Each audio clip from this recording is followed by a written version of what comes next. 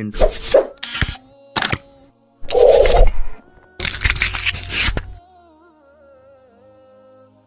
हमने बचपन में पढ़ा था कि मैकेडोनिया का अलेक्जेंडर 20 साल की उम्र में बादशाह बना। 23 साल की उम्र में मैकेडोनिया से निकला, सबसे पहले यूनान फतह किया, फिर तुर्की में दाखिल हुआ, फिर ईरान के दारा को शिकस्त दी, फिर शाम में दाखिल हुआ और फिर वहाँ से यरूशलेम और बाबुल का रुख किया। फिर वहाँ से मिस्र चला गया, वहाँ से हिंदुस्तान आया और राजा पोरस को शिकस्त दी। अपने अजीज जान घोड़े की याद में फालिया शहर को भी आबाद किया और फिर मकरान के रास्ते वापसी के सफ़र में टाइफाइड में मुब्तला हो गया और शहजादा बख्त नसर के महल में सिर्फ 33 साल की उम्र में अपनी जान से हाथ धो बैठा। दुनिया को बताया गया है कि वो अपने वक्त का अजीम जर्नैल और बादशाह था। इसी वजह से इसको दुनिया अलेक्जेंडर द ग्रेट के नाम से जानती है और इसको दुनिया का सबसे बड़ा फातिह आज़म भी माना जाता है। आज की इस वीडियो में आपको बताऊंगा कि असल में सिकंदर आज़म कौन है और अलेक्जेंडर द ग्रेट को जो पूरी दुनिया का फातिह माना जाता है, ये हकीकत है या फिर नहीं। मुसलमान होने की हैसियत से मैं आप तमाम लोगों से गुजारिश करूंगा कि आप मेरी इस वीडियो को आखिर तक लाजमी देखिएगा, क्योंकि इस वीडियो में मैं असल अलेक्जेंडर द ग्रेट यानी कि असल सिकंदर आज़म के बारे में बताऊंगा और वो कोई और नहीं बल्कि मुसलमानों के दूसरे खुलफा राशिद हज़रत उमर फ़ारूक रज़ियल्लाहु अन्हु हैं। वीडियो में आगे चलकर मैं हज़रत उमर फ़ारूक रज़ियल्लाहु अन्हु के ऐसे दिलचस्प हक़ाइक़ आपको बताऊंगा जो कि शायद आप आज से पहले नहीं जानते होंगे, तो वीडियो को आखिर तक लाजमी देखिएगा। आज 21वीं सदी में दुनिया के मौरखीन के सामने यह सवाल रखा जा सकता है कि हज़रत उमर फ़ारूक रज़ियल्लाहु अन्हु के होते हुए क्या वाकई अलेक्जेंडर फातिह आज़म के लक़ब का हकदार है। सोचिए ज़रा कि अलेक्जेंडर जब बादशाह बना तो इसे बेहतरीन माहिरों ने घोड़सवारी और तीर अंदाजी सिखाई, इसे अरस्तु जैसे उस्तादों की सोहबत मिली और जब वो अपनी 20 साल की उम्र को पहुंचा तो तख्त ताज पेश कर दिया गया। हज़रत उमर फ़ारूक रज़ियल्लाहु अन्हु की 7 पुश्तों में कोई बादशाह नहीं गुजरा था और वो ऊँट चढ़ाते चढ़ाते जवान हुए थे। आपने नेज़ाबाजी और तलवार चलाने का हुनर भी किसी उस्ताद से नहीं सीखा था। अलेक्जेंडर ने एक मुनज़्ज़म फौज के साथ 10 बरसों में 17 लाख मुरब्बा मील का इलाका फतह किया, जबकि दूसरी तरफ हज़रत उमर फ़ारूक रज़ियल्लाहु अन्हु ने बगैर किसी मुनज़्ज़म फौज के सिर्फ 10 ही बरसों में 22 लाख मुरब्बा मील का इलाका ज़ेरे नगू किया, जिसमें ईरान और रूम जैसी सुपर पावर्स भी शामिल हैं। ये तमाम इलाका जो घोड़ों की पीठ पर सवार होकर फतह हुआ, इसके इंतज़ाम और इंतज़ाम भी हज़रत उमर फ़ारूक रज़ियल्लाहु अन्हु ने बेहतरीन अंदाज में चलाया।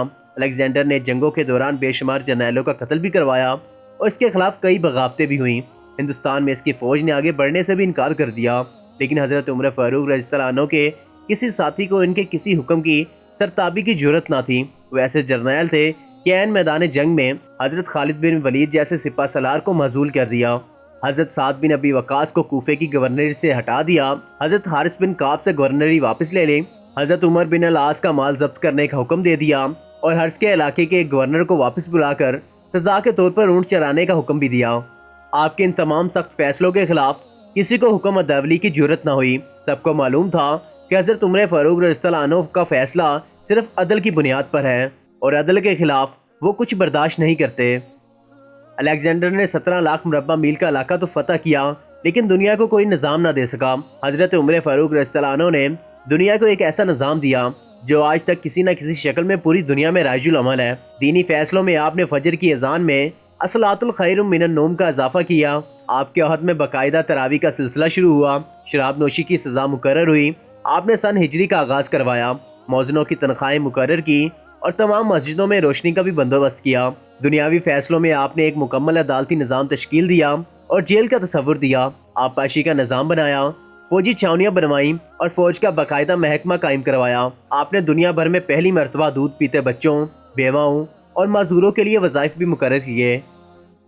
हज़रत उमर फ़ारूक रज़ियल्लाहु अन्हु के दस्तरखान पर कभी 2 सालन नहीं होते थे। सफ़र के दौरान नींद के वक्त ज़मीन पर ईंट का तकिया बनाकर सो जाया करते थे। आपके कुर्ते पर कई पैबंद लगे होते थे। आप मोटा खरदुरा कपड़ा पहनते थे और आपको बारीक मुलायम कपड़ों से सख्त नफरत भी थी। आप जब भी किसी को गवर्नर मुकर्रर फरमाते तो ताकीद किया करते थे कि कभी तुर्की गोरे पर सफ़र ना करना, बारीक कपड़ा ना पहनना, छना हुआ आटा ना खाना, दरबान ना रखना और किसी फरियादी पर दरवाज़ा बंद ना करना। आप फरमाते थे कि आदिल हुक्मरान बेखौफ होकर सोता है। आपकी सरकारी मोहर पर लिखा था, उमर नसीहत के लिए मौत ही काफ़ी है। आप फरमाया करते थे कि जालिम को माफ़ करना मजलूम पर जुल्म करने के बराबर है और आपका ये फिक्रा दुनिया भर की इंसानी हकूक़ की तंजीमों के लिए चार्टर का दर्जा रखता है कि माएँ अपने बच्चों को आज़ाद पैदा करती हैं, तुमने कब से इन्हें गुलाम बना लिया है।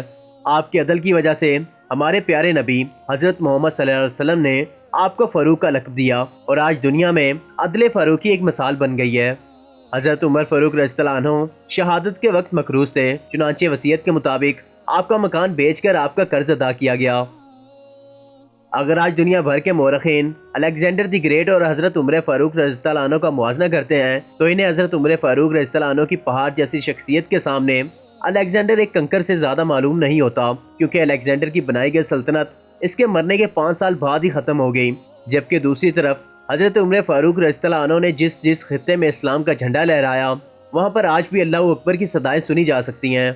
الیگزینڈر کا نام آج صرف کتابوں میں ملتا ہے، لیکن حضرت عمر فاروق رضی اللہ عنہ کے بنائے گئے نظام آج بھی پوری دنیا میں رائج العمل ہیں اور دنیا میں موجود 245 ممالک انہی پر ہی عمل کرتے ہیں۔ آج بھی جب کوئی خط کسی ڈاک خانے سے نکلتا ہے یا کوئی سپاہی وردی پہنتا ہے یا وہ چھٹی پر جاتا ہے یا پھر کوئی معذور یا بیوہ حکومت سے وظیفہ پاتی ہے تو بلا شبہ حضرت عمر فاروق رضی اللہ عنہ کی عظمت کو تسلیم کرنی پڑتی ہے۔ تقسیم ہند کے دوران لاہور کے مسلمانوں نے ایک مرتبہ انگریزوں کو دھمکی لگائی تھی کہ اگر ہم گھروں سے نکل پڑے تو تم کو چنگیز خان یاد آ جائے گا۔ اس پر جواہر لال نہرو نے کہا تھا کہ افسوس، یہ مسلمان بھول چکے ہیں کہ ان کی تاریخ میں کوئی عمر فاروق بھی تھا، اور واقعی آج ہم بھول رہے ہیں کہ رسول کریم صلی اللہ علیہ وسلم نے فرمایا تھا کہ اگر میرے بعد کوئی نبی ہوتا تو وہ عمر بن خطاب ہوتا۔ ویڈیو کا اختتام اسی دعا سے کروں گا کہ اللہ تعالیٰ ہمیں حضرت محمد صلی اللہ علیہ وسلم، ان کی اہل بیت اور صحابہ کرام کا اکرام اور عزت کرنے والا بنائے، اور ساتھ ہی ساتھ ان کے بتائے ہوئے راستے پر بھی عمل کرنے کی توفیق عطا کرے، آمین۔ اگر آپ کو یہ میری ویڈیو اچھی لگی ہے تو ویڈیو کو لائک کریں اور دوستوں کے ساتھ بھی ضرور شیئر کریے گا۔